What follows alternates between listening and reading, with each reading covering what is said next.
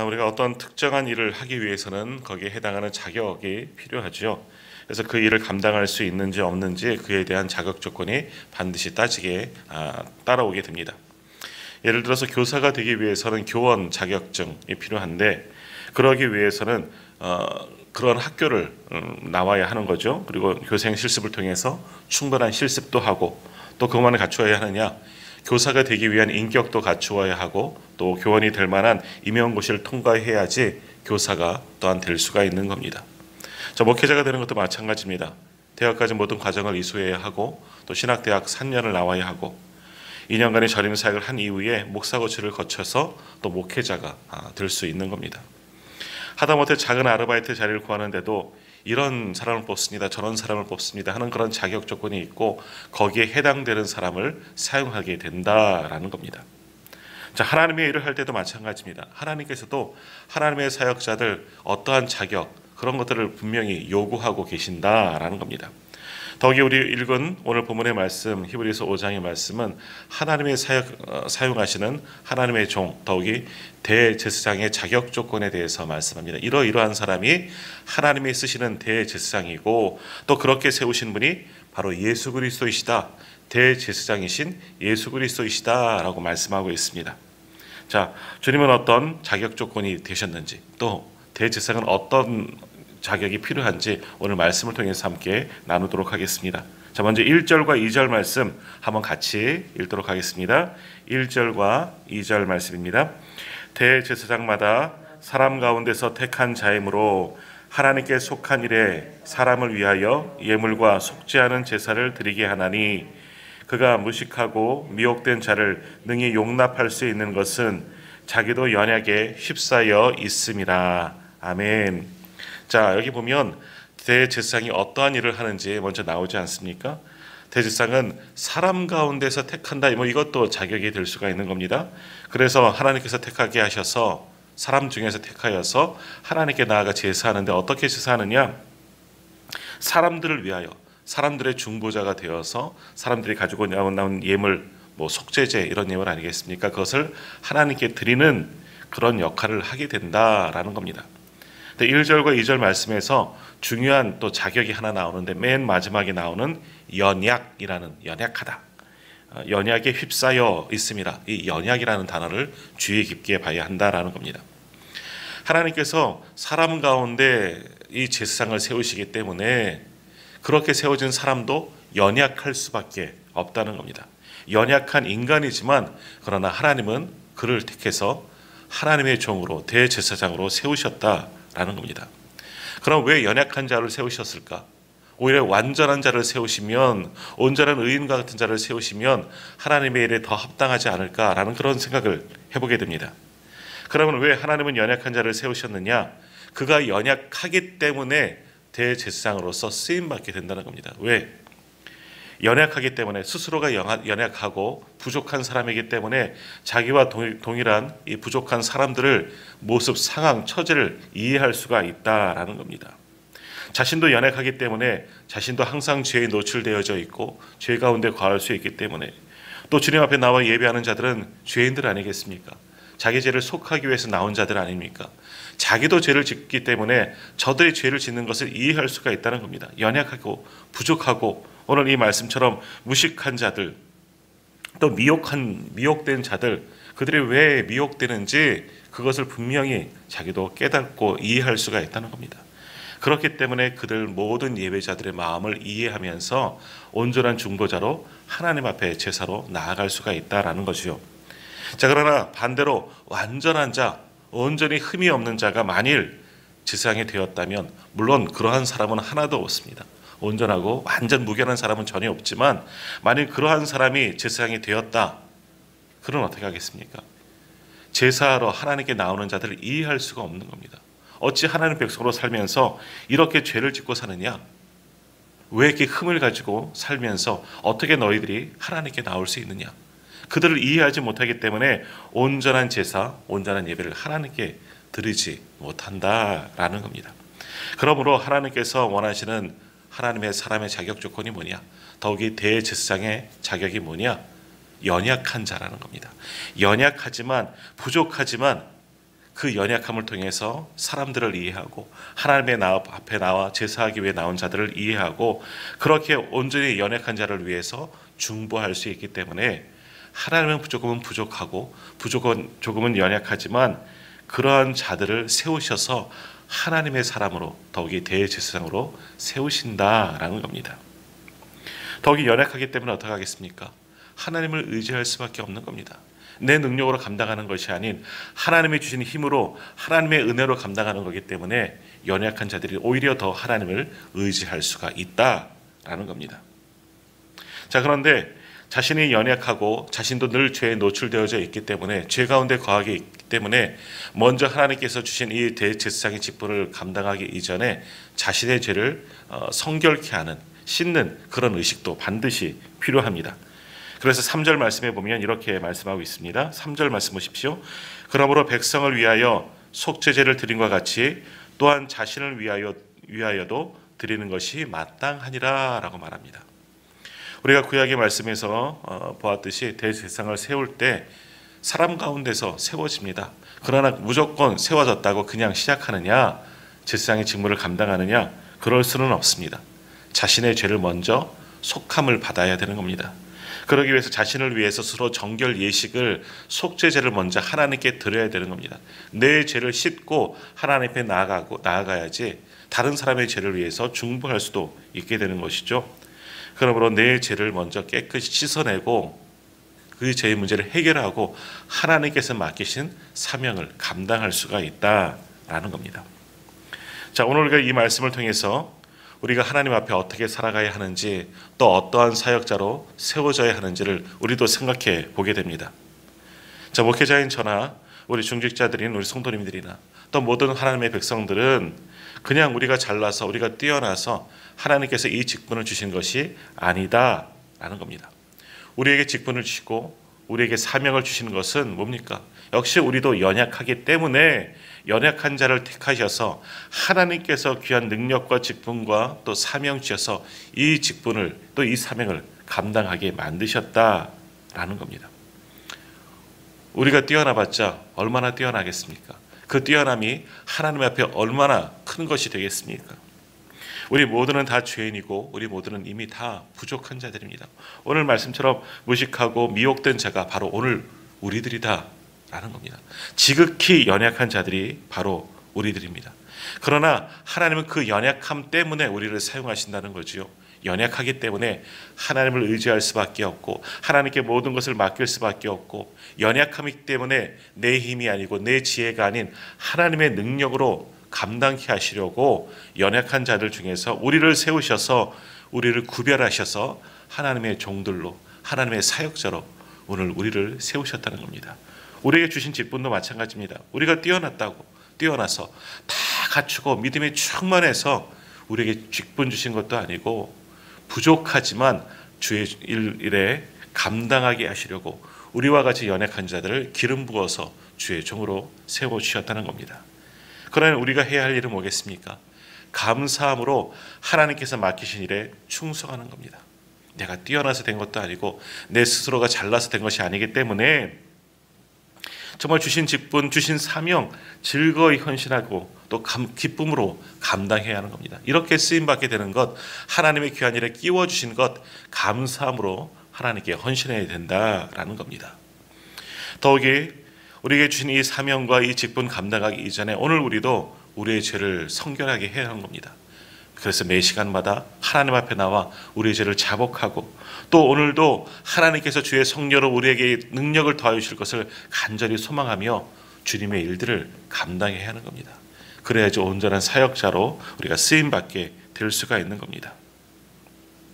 그러므로 오늘도 우리가 목회자가 되고 또 중직자가 되었다고 교만하고 자랑할 것이 아니라 남들보다 믿음이 뛰어나고 내가 훌륭해서 사람들 가운데 정말 높임 바 된 사람이 되어서 쓰여지지 않았고 내가 연약한 자이기 때문에 하나님께서 쓰신다는 것을 기억하고 오직 주님 주신 그 사명에 충성할 수 있는 저와 우리 모든 성도님들 되시기를 간절히 소망합니다.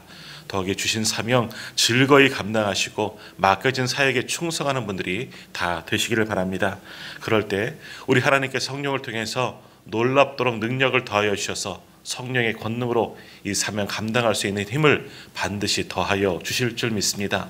연약하지만 하나님께서 그 연약함을 가려주시고, 죄인이지만 하나님께서 그 죄를 속하게 하여 주셔서 주님의 사역자로 우리를 사용하여 주실 줄 믿습니다.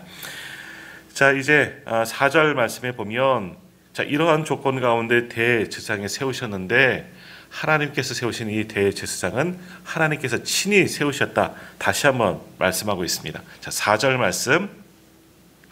자, 오늘 보면 4절 말씀 한번 보십시오. 이 존귀는 아무 스스로 취하지 못하고 오직 아론과 같이 하나님의 부르심을 받은 자라야 할 것이니라 라고 말씀합니다. 하나님께서 세우신 이 대제사장 아론의 후손들로 세우셨는데, 하나님께서 특별한 부르심으로 그를 세워주셨다는 겁니다. 자, 우리가 다 잘 알듯이 하나님께서 처음 대제사장을 이스라엘 백성들 가운데 세우실 때 누구를 세우셨습니까? 먼저 레위 지파를 선택하셨습니다. 이스라엘 12지파 가운데 하나님께 온전한 충성을 보였던 레위 지파를 선택하셨고, 그 중에서 아론 가문을 택하여 주셔서 제사장의 직분을 맡기시고, 그 가문만 하나님께서 원하시는 제사장의 사명을 감당하게 하셨다라는 겁니다. 그래서 아론의 후손 가운데서 대대손손이 제사장이 배출되고, 그 가운데서 대제사장도 세워지게 된다. 스스로, 그러나 레위 지파가 스스로 제가 제사장 가문이 되겠습니다 한 것도 아니지요. 또 아론이 일어나서 하나님, 제가 대제사장의 일을 감당하겠습니다 하는 것도 아니라는 겁니다. 오직 하나님께서 그들을 택하여 주셨다는 겁니다. 많은 지파들 가운데서, 많은 사람들 가운데서 특별히 레위 지파 중 아론의 가문만 하나님께서 선택하여 주셔서 제사장의 사명을 맡겨주셨다라는 겁니다. 자, 오늘도 마찬가지입니다. 많은 사람들 가운데서 우리를 성도로 세우신 것도 하나님의 은혜입니다. 또 많은 교우들 중에서 우리를 기름 부어 주셔서 이 중직을 맡겨주신 것도 하나님의 은혜이다라는 겁니다. 내가 세워진 것도, 나를 부르신 것도 전적인 하나님의 은혜입니다. 내가 원해서 우리가 스스로 교회에 나오는 것 같지만 그것도 아니라는 것이죠. 하나님께서 우리를 불러주셨기 때문에, 이곳에 가져다 세워주셨기 때문에 우리가 귀한 성도가 되고, 우리를 기름 부어주셔서 주의 종으로 만드셨기 때문에 우리가 직분을 받아 귀한 주의 사명을 감당할 수 있는 중직자가 될 수가 있었다는 겁니다. 그러니까 지금 내가 받은 직분도, 내가 받은 사명도 다 하나님께서 주셨다는 겁니다. 하나님께서 맡기셨다는 거죠. 비록 우리가 연약하고 부족하지만 특별한 하나님의 은혜로 우리를 이곳에 세우셔서 이곳에 귀한 직분과 사명을 주셔서 주의를 감당할 수 있도록 우리에게 큰 은혜를 베풀어 주셨다는 겁니다. 그러니까 우리에게 주신 직분, 저에게는 목사의 직분을 주셨고, 우리 성도님들에게는 장로의 직분, 권사의 직분, 집사의 직분, 여러 가지 직분들을 우리에게 맡기셨습니다. 이 직분은 하나님께서 주신 직분인 줄 믿습니다. 그렇기 때문에 내가 직분 받았으니 내가 잘나서 내가 뛰어나서 받은 직분이 아니기 때문에 스스로 교만할 필요도 없고 자랑할 필요도 없습니다. 그렇다고 또 이것이 뛰어나서 준 것이 아니기 때문에 겸손히 충성하시면 되는 겁니다. 또 내가 원해서 된 것이 아니기 때문에 스스로 관둘 수 있는 것도 아니지요. 내가 하기 싫으면 그만두어야 하는 것이 직분도 아닙니다. 하나님께서 부르셨기 때문에 하나님께서 그만하시라는 그날까지 끝까지 충성하는 자들이 되어야 하는 겁니다. 그러므로 오늘 우리에게 주시는 모든 직분, 또 우리에게 맡기신 모든 사명은 하나님께서 주셨습니다. 은혜로 받으시고 또 은혜로 받은 직분에 온전히 충성하는 저와 우리 모든 성도님들 다 되시기를 바랍니다. 하나님께서 세우셨습니다. 나와 같이 부족하고 연약한 자를 하나님께서 세우셨사오니 우리가 마땅히 할 것은 뭡니까? 충성하는 겁니다. 고린도전서 10장의 말씀처럼 맡기신 사역에 충성하는 일뿐이죠. 온전히 충성할 수 있는 우리 모두가 되기를 간절히 소망합니다. 자, 이제 5절 이하의 말씀을 보면 그러한 조건 가운데 또 한 분, 바로 예수 그리스도도 대제사장으로 하나님께서 세우셨다라는 겁니다. 자, 5절 말씀 한번 보십시오. 또한 이와 같이 그리스도께서 대제사장 되심도 스스로 영광을 취하심이 아니요 오직 말씀하신 이가 그에게 이르시되 너는 내 아들이니 내가 오늘 너를 낳았다 하셨고 라고 말씀합니다. 그러니까 예수 그리스도도 주님께서 스스로 대제사장이 되시겠다, 이 땅 가운데 오셔서 친히 제물이 되시고 중보자가 되겠다 하시는 것도 아니시고, 그것도 역시 하나님의 뜻 가운데 되어진 일이다 라는 겁니다. 하나님께서 당신의 아들을 바로 대제사장, 하나님과 인간 사이의 중보자로, 참된 중보자로 세우시는 분은 바로 하나님이시다. 그 뜻을 가지고 이 땅 가운데 오셨고, 주님도 그러한 하나님의 뜻을 붙잡고 대제사장 직분을 감당하셨고 친히 우리의 중보자가 되셨다라는 겁니다. 하나님께서 아들을, 우리 예수님을 대제사장으로 삼으셨다 하는 것은 모든 구원의 시작과 구원의 주도권이 하나님에게 있다 하는 것을 또한 의미하는 겁니다. 인간을 창조하신 분도 하나님이시고 인간을 구원으로 인도하시는 분도 역시 하나님이시다. 하나님에게 모든 것이 달려있다는 겁니다. 그러나 죄 짓는 것은 우리가 먼저 시작하지 않았습니까? 죄는 우리가 먼저 짓고 사람이 시작했지만, 그러나 죄를 씻어주시고 죄 가운데 구원하시는 분은 결국 하나님이시다. 하나님께서 우리를 구원하시고자, 모든 죄를 씻겨주고자, 우리를 구원하고자 예수 그리스도를 친히 대제사장 직분을 맡기시고 중보자가 되게 하시고 우리를 위한 제물로 삼아주셨다. 하나님의 구원의 역사가 예수님을 통해서 우리 가운데 나타나게 하셨다라고 말씀하는 겁니다. 자, 보십시오. 아담과 하와가 처음 죄를 짓고 에덴 동산에 쫓겨날 때 하나님께서 그 죄 가운데 완전히 내치셨습니까? 아니죠. 그들에게도 구원의 은혜를 베풀어 주셨습니다. 그들에게 가죽 옷을 지어 입으신 것, 그들에게 구원의 은총을 주신 것인데, 그렇게 하신 것도 하나님이십니다. 아담이 하나님 제게도 옷을 주십시오 말씀하신 것도 아니지 않습니까? 하나님께서 희생을 통해서 바로 그것이 뭡니까? 우리의 죄를 덮어주시고 씻어주시는 겁니다. 가죽 옷을 내어주시는 것은 우리를 위한 사랑입니다. 회복의 은혜, 구원의 은혜이죠. 그것을 통해서 우리의 부끄러움, 모든 죄의 부끄러움까지 완전히 가려주셨음을 의미하는 겁니다. 이때부터 시작한 하나님의 구원의 역사는 예수님을 통해서 절정에 이르게 되는 겁니다. 죄 가운데, 모든 사람이 죄 가운데 빠져 죽을 수밖에 없지만, 그런 우리 모두를 구원하기 위해서 하나님께서 특별히 자신의 아들을 우리 가운데 보내셔서 우리를 위한 제물로, 희생 제물로 삼아주셨고, 더욱이 그분을 대제사장으로 우리 가운데 보내셔서 우리와 하나님 사이 끊어진 관계를 회복시켜줄 중보자, 대제사장으로 하나님께서 친히 세워주셨다. 오늘 성경은 우리에게 말씀하고 있습니다. 결국 우리를 구원하시는 분은 우리 하나님이시다. 하나님이 우리를 구원하시려고 이러한 뜻으로 우리 주님을 이 땅 가운데 보내셨고, 우리를 위해서 십자가를 지고 우리를 위한 대제사장으로 하나님께서 친히 세우셨다. 이것을 기억해라 라고 말씀하는 겁니다. 또한 그것을 가지고, 그런 하나님의 뜻을 가지고, 하나님께 주신 사명을 가지고 주님도 이 땅에 오셔서 하나님의 뜻에 맞추어서 대제사장 직분을 감당하셨는데, 오직 우리 주님도 충성함으로, 순종함으로 이 모든 사명을 감당하셨다는 겁니다. 자, 8절과 9절 말씀입니다. 8절 9절입니다. 그가 아들이시면서도 받으신 고난으로 순종함을 배워서 온전하게 되셨은즉 자기에게 순종하는 모든 자에게 영원한 구원의 근원이 되시고 라고 말씀하십니다. 예수님도 하나님의 아들이시지만, 하나님과 동등하신 분이지만, 이 땅에 하나님의 뜻을 가지고 구원의 계획을 가지고 오셔서 대제사장으로서 사명을 감당하기 위해서 우리 주님도 하나님의 뜻에 순종하셨다는 겁니다. 하나님께 충성하시고 하나님께 순종함으로 구원의 모든 사명을 완전히 감당하셨다라는 것이 이제 8절과 9절의 말씀인 겁니다. 마찬가지로 우리도 하나님께서 부르셨습니다. 하나님의 사람으로 세우시고 하나님의 사역자로, 하나님께서 주신 직분과 사명을 받은 자로 우리도 하나님께서 세우셨습니다. 더욱이 구원받은 성도가 되도록 하나님께서 은혜를 베풀어 주셨습니다. 그러므로 우리도 이 땅을 살면서 오직 하나님의 말씀에 순종하고 우리 하나님께 충성함으로 그 구원받은 사람으로, 맡겨진 직분에, 맡겨진 사명에 충성하는 자로 우리가 살아가야 할 줄로 믿습니다. 그러므로 오늘 내게 구원 주신 것 하나님의 은혜입니다. 감사하시면서 우리에게 주신 직분과 사명에 온전히 충성하여 주 하나님께 영광 올려드릴 수 있는 저와 우리 모든 성도님 되시기를 간절히 소망합니다. 더욱이 하나님의 거룩한 일에 연약한 우리가 세운 바 되었다는 것은 너무나 감사한 일 아니겠습니까? 날마다 이 일에 감사하면서 내게 주신 이 직분 중직 아닙니까? 하나님께 온전히 충성하고 순종함을 통해서 하나님께 영광 올려드리기를 주님의 이름으로 축복합니다.